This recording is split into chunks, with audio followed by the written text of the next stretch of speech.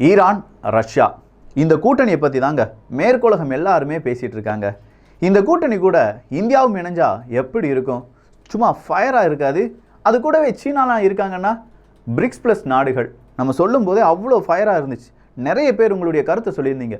இது மட்டும் நடந்துச்சுன்னா, நான் இருக்கும்போதே நடந்துச்சுன்னா என்னுடைய பிறவி பலன் வந்துடும், என் நாட்டை என்னால் ரொம்ப பெரிய உயர்ந்த நாடாக பார்க்க முடியும் அப்படின்னு சொல்லியிருந்தீங்க. ஸோ இந்த பிரிக்ஸ் ப்ளஸ் நாடுகளுக்கு அவ்வளோ கெப்பாசிட்டி இருக்குது, அவ்வளோ எதிர்பார்ப்புகள் இருக்குது. அது நடக்குமா நடக்காதா அப்படிங்கிறத சீக்கிரமாகவே நமக்கு காலம் விடை தரும் அப்படின்னு சொல்லலாம். ஆனால் அதுக்கு முன்னாடியே இப்போ ரஷ்யா ஈரானை பற்றி எல்லாருமே பேசுகிறதுக்கான காரணம் சில பல விஷயங்கள் இருக்குது. ஒன்று, ஈரான் ரஷ்யாவுக்கு ட்ரோன் கொடுக்குறாங்களா?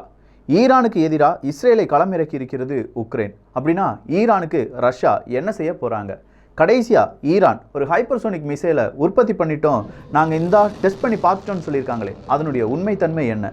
எங்கள்கிட்ட ஒரு ஏர் டிஃபென்ஸ் சிஸ்டம் இருக்குது அப்படின்னு சொல்லி ஈரான் ரிவீல் பண்ணியிருக்காங்களே, இதுக்கும் ரஷ்யாவுக்கும் என்ன தொடர்பு?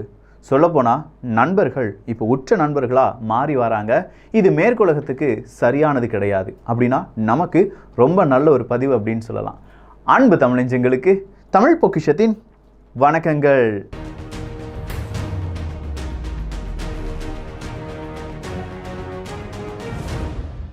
ஈரான் ரஷ்யா இந்த மாதிரி டாபிக் எல்லாம் பார்க்கும்போது நமக்கு ஐஎஸ்ஆர்ஓ டாப்பிக்கும் நிச்சயமாக தெரிஞ்சிருக்கணும். ஏன்னா இந்த மிசைல் ராக்கெட் அப்படின்னு சொல்லும்போதே இஸ்ரோவினுடைய வளர்ச்சியும் இஸ்ரோ இந்தியாவுக்கு எவ்வளோ தேவை அப்படிங்கிறத நம்ம உணர்ந்து கொள்வதற்கான ஒரு ஆடியோ புக்கை ரிலீஸ் பண்ணியிருக்காங்க குக்கு எஃப்எம். இஸ்ரோ அப்படிங்கிற இந்த audio book rise of ISRO அப்படிங்கிறது தான். இதை நீங்கள் கேட்கணும்னா குக் எஃப்எம்மை டவுன்லோட் பண்ணிக்கோங்க. டவுன்லோட் பண்ணுறதுக்கான லிங்க் எல்லாமே டிஸ்கிரிப்ஷனில் கொடுத்துருக்கேன். அப்படி டவுன்லோட் பண்ண பிறகு 50% டிஸ்கவுண்ட் கிடைக்கிறதுக்கு நீங்கள் யூஸ் பண்ண வேண்டிய கோட் TPM 50 அப்படிங்கிறது தான். ஸோ TPM 50 அப்படிங்கிற கோடை யூஸ் பண்ணிங்கன்னா வருடத்திற்கு 399 ரூபாய் கிடையாது, 199 ரூபாய்க்கு தமிழ் ஆடியோ புக் சம்மரி, இன்னும் பல லாங்குவேஜில் ஆடியோ புக் சம்மரி எல்லாமே நீங்கள் கேட்கலாம். குக் எஃப்எம்மில் ஏதாவது டவுட்ஸ் இருக்குது, இல்லாட்டி உங்களுக்கு ஏதாவது கம்ப்ளைண்ட்ஸ் இருக்குன்னா அதுக்கான லிங்க்கும் கீழே டிஸ்கிரிப்ஷனில் கொடுத்துருக்கேன். கேளுங்க மனதுக்கு பிடித்ததை. ரஷ்யா ஈரான் இந்த இரண்டு நாடுகளை பற்றி ஏன் மேற்குலகங்கள் ரொம்ப பெருசாக பேசுகிறாங்கன்னா, முதல் ரீசன் இரண்டு நாடுகளுக்கு எதிராக பொருளாதார தடை அப்படிங்கிறது இருக்குது. அடுத்த ரீசன், ஈரான் ரஷ்யாவுக்கு உதவுறாங்க அப்படிங்கிற ஒரு குற்றச்சாட்டை ஜெலன்ஸ்கி அவர்கள் வைத்து வருகிறார். ஈரான் இருந்து கிட்டத்தட்ட 2000 ட்ரோன்ஸ் அப்படிங்கிறத, ஷாஹித் 136 அப்படிங்கிற ட்ரோன்ஸை ரஷ்யா வாங்கியிருக்காங்க. எங்கள் நாட்டுக்கு எதிராக மட்டுமே, அதாவது உக்ரைனுக்கு எதிராக மட்டுமே ரஷ்யா 4500 மிசைலுக்கு மேலே யூஸ் பண்ணியிருக்காங்க. இப்போ ரஷ்யாட்ட மிசைல் எதுவுமே இல்லை, அந்த மிசைல் எல்லாமே கொடுப்பதற்கு ஈரான் சம்மதம் தெரிவித்திருக்கிறது அப்படின்னு சொல்லி ஜெலன்ஸ்கி அவர்கள் மிகப்பெரிய ஒரு குற்றச்சாட்டை வைக்கிறாங்க. இந்த குற்றச்சாட்டை வைக்கும்போது மேற்குலக நாடுகள் அதை நம்ப மறுக்குது. ஈரான் ட்ரோனை கொடுத்துருப்பாங்கப்பா, ஆனால் இவ்வளோ ட்ரோனை கொடுத்துருப்பாங்களா அப்படிங்கிற ஒரு கேள்வியை கேட்டு நின்னாங்க. கடைசியாக ஜெலன்ஸ்கி அவர்கள் இன்னொரு வார்த்தையை சொல்லிட்டார். இஸ்ரேல் கூட நான் நேரடியாக பேச்சுவார்த்தை நடத்த போகிறேன். எதுக்காக இஸ்ரேல் கூட பேச்சுவார்த்தை நடத்த போகிறீங்க? வேறு எதுவும் இல்லை, ஈரான் இப்போ ரஷ்யாவுக்கு ட்ரோனை கொடுக்கறதுக்கு ரஷ்யா என்ன செய்கிறாங்கன்னா, ஈரானுக்கு அணு ஆயுதத்தை தயாரிப்பது எப்படி அப்படிங்கிறதுக்கான ஃபார்முலா எல்லாமே கொடுத்துட்ருக்காங்க அப்படிங்கிற ஒரு இன்ஃபர்மேஷன் தான். இது ரொம்ப ஷாக்கிங்கான இன்ஃபர்மேஷன். இஸ்ரேலுக்கு இது ரொம்ப ஒரு படபடப்பை ஏற்படுத்துது. ஏன்னா ஈரானுக்கு அணு ஆயுதம் கிடைச்சிருச்சு அப்படின்னா கண்டிப்பாக அந்த அணு ஆயுதத்தை ஈரான் இஸ்ரேலுக்கு எதிராக பயன்படுத்தும். இஸ்ரேல் அப்படிங்கிற ஒரு நாடு இருக்கக்கூடாதுன்னு விரும்பக்கூடிய முதல் நாடு எது அப்படின்னு கேட்டிங்கன்னா ஈரான் தான். ஈரான் என்னைக்கு இஸ்ரேல் அடிக்கிறாங்களோ அன்னைக்கு மீண்டும் ஒரு அரபுலக போர் வருவதற்கான வாய்ப்புகள் இருக்குது. அந்த அரபுலக போரை வராமல் தடுப்பதற்கு தான் இஸ்ரேல் என்ன செய்கிறாங்க, யுனைடெட் அரப் எமிரேட்ஸ் கூட பல அரபுலக நாடுகள் கூட நட்புடன் இருக்க ஆசைப்படுகிறோம் அப்படின்னு சொல்கிறாங்க. ஏன்னா இஸ்ரேலுக்கு தெரியும், எப்படினாலும் இவங்க நம்மளை அடிப்பாங்க, ஒரு நாள் இல்லாட்டி ஒரு நாள் அவங்க நம்மளை அடிப்பாங்க, அதுக்கு நம்ம தயாராகணும், அப்படி அடிக்கிறதுக்கு முன்னாடி அவர்களை நண்பர்களாக மாற்ற வேண்டும் அப்படின்னு சொல்லி. அந்த நட்பு வட்டாரத்தில் மிகப்பெரிய அளவு பிரச்சனையாக இருக்கக்கூடிய நாடு ஈரான் தான். ஸோ ஈரானுக்கு அணு ஆயுதத்தை கொடுக்கிறதா ரஷ்யா. உடனடியாக நான் உனக்கு உதவுறேன் அப்படின்னு சொல்லி இஸ்ரேல் உக்ரைனுக்கு உதவ ஆரம்பிக்கிறாங்க. சரி, இப்படி உக்ரைனுக்கு இஸ்ரேல் உதவக்கூடிய இந்த நேரத்தில் ரஷ்யா ஒரு பெரிய எதிர்ப்பை தெரிவிக்கும் போது அடுத்ததாக ஈரான் என்னென்ன செய்கிறாங்க அப்படிங்கிறத கொஞ்சம் கவனித்து பாருங்கள். ஈரானுடைய surface to air missile, air defence சிஸ்டத்துக்கான மிக முக்கியமான மிசைல் தான் பாவர் 373, அதை பிலீஃப் 373 அப்படின்னு சொல்லி அழைப்பாங்க. இந்த பாவர் 373 அப்படிங்கிற அந்த மிசைலை நாங்கள் இன்னும் கொஞ்சம் மாடிஃபை பண்ணி ரொம்ப அட்வான்ஸ்டாக மாற்றிட்டோம் அப்படிங்கிற ஒரு அறிவிப்பை கொடுக்குறாங்க. இந்த அறிவிப்பு சாதாரண ஒரு அறிவிப்பு கிடையாது. F-35 விமானத்தை எங்களால் அழிக்க முடியும், அதற்கான ஒரு ஏவுகணையாக நாங்கள் இந்த பாவர் 373 மாற்றி விட்டோம் அப்படிங்கிற ஒரு அறிவிப்பை கொடுக்குறாங்க. கிட்டத்தட்ட 400 கிலோமீட்டருக்கு அப்பால் இருக்கக்கூடிய ஒரு ட்ரோனை நாங்கள் கண்காணித்து 300 கிலோமீட்டர் வரும்போதே அழிச்சிட்டோம் அப்படின்னு சொல்கிறாங்க ஈரான். இது உலகம் நம்ப மறுக்கிறது. அதே நேரத்தில் இது உண்மையாக தான் இருக்கும் அப்படின்னு சொல்லி நிறைய வல்லுநர்கள் அவங்களுடைய கருத்தை வந்து சொல்கிறாங்க. இப்படி ஒரு ஷாக்கிங்கான ரிவீல் பண்ணக்கூடிய ஈரான் அடுத்ததாக என்ன செய்கிறாங்க அப்படின்னா, நாங்கள் ஒரு ஹைப்பர்சோனிக் மிசைலை உருவாக்கிட்டோம் அப்படின்னு சொல்கிறாங்க. திடீர்னு அவங்க ட்ரோனை உருவாக்குறாங்க, திடீர்னு அவங்க ஹைப்பர்சோனிக் மிசைலை உருவாக்குறாங்க, அவங்களுடைய பாவர் 373 அப்படிங்கிற சர்ஃபஸ் டு ஏர் மிசைலை அட்வான்ஸ் பண்ணுறாங்க. இது எல்லாம் எப்படி சாத்தியம்? இதுக்கு பின்னாடி யாரோ இருக்காங்க அப்படிங்கிற ஒரு கேள்வி மட்டுமே இருக்குது. மேற்குலகத்துக்கு தெரியும் இதற்கு பின்னாடி ரஷ்யா தான் இருப்பாங்க அப்படின்னு சொல்லி. அதுக்கு தகுந்தது போலவே அடுத்த கொஞ்சம் நாட்களில் ஒரு நாள்லேயே ஒரு செய்தி வருது. ஒரு 149 மில்லியன் அமெரிக்க டாலர் அளவுக்கான பணத்தை வாங்கிட்டு ரஷ்யா என்ன செய்கிறாங்க, ஒரு 3 ஃபேஸாக பலவிதமான எக்யூப்மெண்ட்ஸை ஈரானுக்கு ஷிப் பண்ணுறாங்க அப்படிங்கிறது தான். இந்த எக்யூப்மெண்ட்ஸ் எல்லாமே யூகேனுடையது, அமெரிக்காவினுடையது, இல்லை உக்ரைனுக்கு எந்தெந்த நாடுகள் உதவுனாங்களோ, எந்தெந்த மிசைலை இவங்க எடுத்தாங்களோ அந்த ஸ்பேர் பார்ட்ஸ்லாம் எடுத்து ஈரானுக்கு அனுப்பி விடுறாங்க. இப்போ தான் இதனுடைய ஃபர்ஸ்ட் ஷிப்மெண்ட் அப்படிங்கிறது நடந்திருக்கு. இன்னும் 2 ஷிப்மெண்ட் அப்படிங்கிறது பெண்டிங்கில் இருப்பதாக கூறப்படுது. இந்த ஃபர்ஸ்ட் ஷிப்மெண்ட்லேயே நிறைய விதமான ஆயுதங்கள், ட்ரோன்ஸ், அங்கே இருக்கக்கூடிய ஏவுகணைகள் இதெல்லாம் கொடுத்து ரிவர்ஸ் இன்ஜினியரிங் செய்ய வைக்கிறாங்க. இப்படி ரிவர்ஸ் இன்ஜினியரிங் செய்கிறதுனால உங்களுக்கு ஏதாவது பாதிப்பு இருக்கா யூகே அப்படிங்கிற கேள்வியை இன்னைக்கு யூகே அரசாங்கத்திடம் சில நபர்கள் வச்சுருக்காங்க. யூகே என்ன சொல்கிறாங்கன்னா, இல்லை எங்களுக்கு பெரிய பாதிப்பு கிடையாது, பட் எந்த மிசைலை எடுத்திருக்காங்க, அது எப்படி அவங்க ரிவர்ஸ் இன்ஜினியரிங் செய்ய போகிறாங்க, இப்படி ரிவர்ஸ் இன்ஜினியரிங் செய்கிறதுக்கு கொஞ்சம் நாட்கள் எடுக்கும், அதுக்கு முன்னாடி நாங்கள் அந்த மிசைலை மாடிஃபை பண்ண வேண்டிய ஒரு கட்டாயத்துக்கு தள்ளப்பட்டிருக்கோம் அப்படின்னு சொல்கிறாங்க. ரிவர்ஸ் இன்ஜினியரிங் அப்படிங்கிறத செய்கிறது அவ்வளோ ஈஸி கிடையாது, ரொம்ப கஷ்டம். ஏன்னா நார்மலாக ஒரு ப்ராடக்டை நம்ம செய்கிறத விட, இல்லாட்டி நார்மலாக தயாரிப்பதை விட, தயாரித்த ஒரு பொருளை ரிவர்ஸ் இன்ஜினியரிங் செஞ்சு அதில் இருக்கக்கூடிய கோடை கிராக் பண்ணி, இல்லை அதில் இருக்கக்கூடிய ஹார்ட்வேரை நம்ம மெயின்டைன் பண்ணுறது அப்படிங்கிறதுலாம் ரொம்ப டஃப்பான ஜாப் தான்.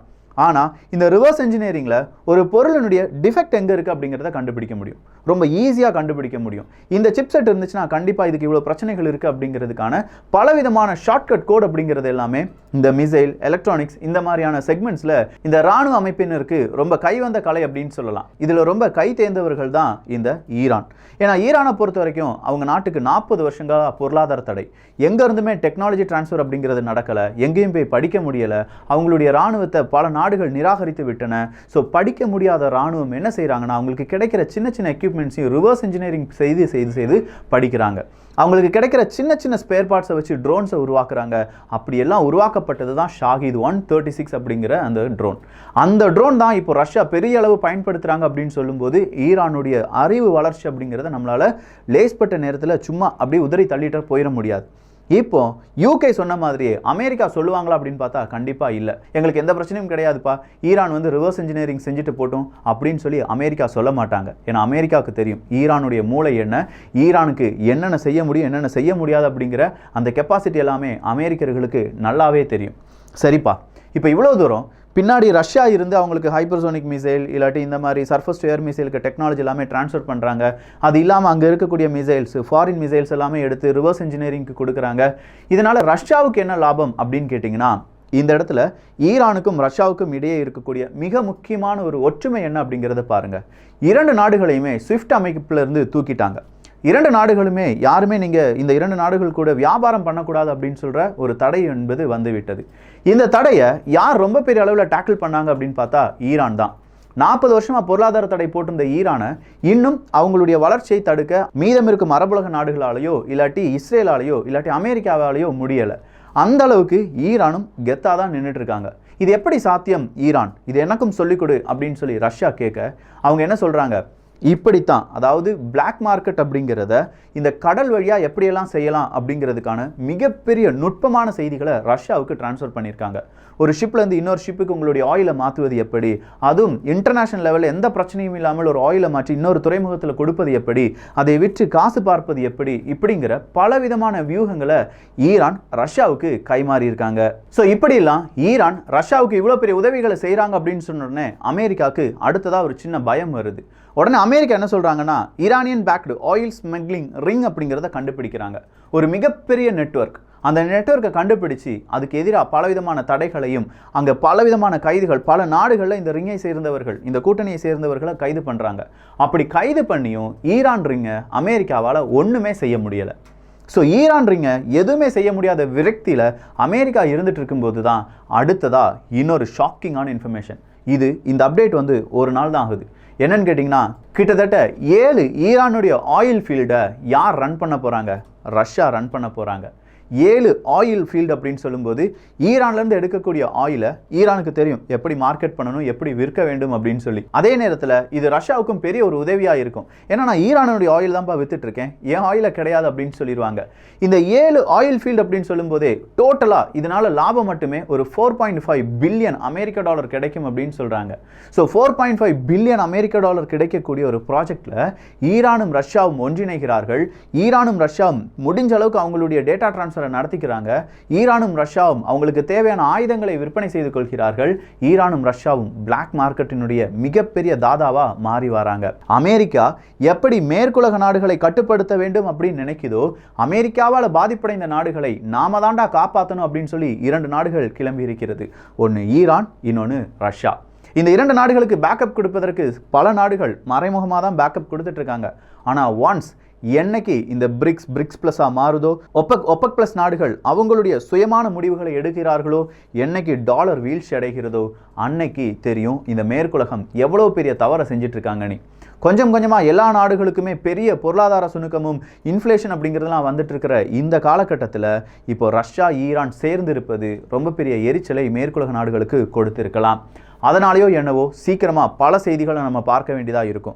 ஈரான் ரஷ்யா சம்பந்தப்பட்ட பல எண்ணெய் நிறுவனங்களை நாங்கள் முடக்குகிறோம், அவங்க கூட பிஸ்னஸ் பண்ணக்கூடாது அப்படின்னு சொல்கிற பலவிதமான தடைகள் இன்னும் ஓரிரு தினங்களில் பல ஊடகங்களில் வரலாம். அப்படி வரும்போது எகெயின் இந்த பிரிக்ஸ் பிளஸ் அப்படிங்கிற அந்த நாடுகளுடைய அடுத்த செய்தி தீப்பற்றி எரியக்கூடிய செய்தியாக இருக்கும். ஏன்னா பிரிக்ஸ் பிளஸில் இணைவதற்கு நான் ரெடியாக இருக்கேன்னு சொன்ன இன்னொரு நாடு தான் ஈரான். ஸோ 12 நாடுகள் நம்ம பிரிக்ஸ் கூட்டமைப்பில் சேர்க்கலாம் அப்படின்னு சொன்ன நாடு ரஷ்யா. அந்த 12 நாடுகளுடைய லிஸ்ட்டை நான் சொல்கிறேன். இந்த 12 நாடுகள் ப்ளஸ் இப்போ இருக்கக்கூடிய 5 நாடுகள், B for Brazil, R for Russia, I for India, C for China and S for South Africa. இது கூட ஆப்கானிஸ்தான் சேர்ந்தா எப்படி இருக்கும்? அல்ஜீரியா ஆல்ரெடி அப்ளிகேஷனை போட்டுட்டாங்க. Egypt, Indonesia, Iran, Kazakhstan, Nicaragua, Nigeria, Saudi Arabia, Senegal, Thailand. இந்த 12 நாடுகள் தான் நாங்களும் உங்கள் கூட இணைய போகிறோம்ப்பா, எங்களுக்கும் முடியலை, நம்ம எல்லாரும் சேர்ந்து நமக்கான பிரிக்ஸ் ரிசர்வ் கரன்சியை பயன்படுத்தலாம், இந்த பிரிக்ஸ் ரிசர்வ் கரன்சியை பயன்படுத்தி நமக்கான ட்ரேடை செஞ்சுக்கலாம், எதுக்கு டாலரை நம்பணும்? இந்த மாதிரியான ஒரு முடிவை எடுப்பதற்கான வாய்ப்புகளும் இருக்கின்றன. ஒரு கட்டம் அணு ஆயுதத்தை நோக்கி ஈரான் ரொம்ப பெரிய அளவில் வெயிட் பண்ணிகிட்டே இருந்தாங்க. அதனால தான் இந்த ரஷ்யா உக்ரைன் பிரச்சனையில் ஈரான் பெருமளவு தலையிடாமல் இருந்தது. எப்படியாவது அணுசக்தி ஒப்பந்தத்தில் அமெரிக்கா கையெழுத்து போட்டுருவாங்க, அதன் வழியாக அவங்களுடைய பொருளாதார தடை எல்லாமே நீங்கி விடும் அப்படின்னு சொல்லி. இப்போ ஈரான் என்ன நினைக்கிறாங்க தெரியுமா? இவன் யாரா பொருளாதார தடையை போடுறதுக்கு? அந்த பொருளாதார தடையை போடுறதுக்கு அவங்களுக்குள்ள ஒரு ஐக்கியம் இருந்தால் தானே அதை ஒழிப்பதற்கான வேலையை ரஷ்யா செய்து வருகிறது. அவங்களுக்கான மிக முக்கியமான ஆயுதங்களை நாமும் ஏற்றுமதி செய்யலாம் அப்படின்னு சொல்கிற அந்த முடிவுக்கு வந்திருப்பது தான். பல வாரங்கள் பல மாதங்கள் கேட்டாங்க, நீங்கள் ட்ரோனை ரஷ்யாவுக்கு கொடுத்தீங்களான்னு. அவ்வளோ நாள் மறுத்த ஈரான், ஆமாம் கொடுத்தேன், 2000க்கும் அதிகமான ட்ரோன்ஸ் என்ற ஆர்டர் கொடுத்துருந்தாங்க, கொஞ்சம் ட்ரோன்ஸை கொடுத்தேன், ஆனால் யுத்தம் தொடங்குறதுக்கு முன்னாடி. இப்போ வெப்பன்ஸ் அப்படிங்கிறதெல்லாம் வச்சிருக்கோம், நாங்கள் எந்த நாட்டுக்கு வேணாலும் வெப்பன் கொடுக்கலாம். அதற்கு ஐநா சபையினுடைய பாதுகாப்பு கவுன்சிலினுடைய ரெசல்யூஷன் 2231 ஒன்று இருக்குது. இந்த ரெசல்யூஷன் 2231 எடுத்து பார்த்தாலே அமெரிக்காவுக்கு தெரிஞ்சிடும் நாங்கள் எப்படி வெப்பன் கொடுக்கலாம், கொடுக்காம இருக்கலாம்னு. உலக நாடுகள் எங்கள் கூட நிற்பாங்க அப்படிங்கிறது எங்களுக்கு நம்பிக்கை இருக்குங்கிற ஒரு வார்த்தையை ஈரான் இன்னைக்கு ரொம்ப பகிரங்கமாக சொல்லியிருக்காங்க. இவ்வளோதானா? ரஷ்யா ஈரானுக்கு பணம் கிடைக்காம போச்சுன்னா அடுத்ததான் என்ன செய்வாங்க? கிரிப்டோ கரன்சியில் ரஷ்யாவும் ஈரானும் ரொம்ப பெரிய அளவில் விளையாட ஆரம்பிச்சிருக்காங்க அப்படிங்கிற செய்தியும் இங்கே நாம் புரிந்து கொள்ள வேண்டும். பல இடங்களில் கிரிப்டோ அப்படிங்கிறது இப்போ ஃபெயிலியராக மாறிட்டு இருக்கு. பல இடங்களிலும் கிரிப்டோ வச்சு நிறைய ஸ்கேம் நடந்துட்டு இருக்கு. ஆனால் இன்டர்நேஷனல் லெவலில் இந்த கிரிப்டோ அப்படிங்கிறது பிளாக் மார்க்கெட்டில் இப்போதும் மிக முக்கியமான ஒரு ரோலை ப்ளே பண்ணிட்டு இருக்கு அப்படிங்கிறத நாம் மறந்து விடக்கூடாது. ஸோ இந்த ஒரு பதிவில் ரொம்ப இம்பார்ட்டண்ட்டாக ஈரான் ரஷ்யாவினுடைய நட்பு இந்த சிரியாவிலிருந்து எப்படி வளர்ந்து வருகிறது. ஏன்னா சிரியாவிலிருந்து தான் இந்த ஈரானும் மற்றும் ரஷ்யாவும் ஒரு நண்பர்களாக மாறினாங்க. அதன் பிறகு தொடர்ச்சியாக ஒரு 7-8 வருடங்கள் ரொம்ப பெரிய நண்பர்களாக மாறி நிற்கிறார்கள். இப்போ அவங்களுடைய டெக்னாலஜி டிரான்ஸ்ஃபர் நடக்க ஆரம்பிச்சிருக்கு. 2 நாடுகள் ஒன்றிணைவது மேற்குலகத்துக்கு பெரிய சவாலாக மாறப்போகுது. அந்த செய்தி அப்படிங்கிறது உங்களுக்கு புரிகிற மாதிரி இருந்துச்சுன்னா இதை உங்களுடைய நண்பர்களுக்கும் பகிரலாம். ஸோ இந்த ஒரு காணொலி பற்றி உங்களுடைய கருத்துக்கள் இங்கே வரவேற்கப்படுகின்றன. எல்லோரும் தமிழ் பொக்கிஷத்தில் இணைந்திருங்கள். நல்லதை பகிர்ந்து நல்ல சமுதாயத்தை உருவாக்குவோம். நன்றி, வணக்கம்.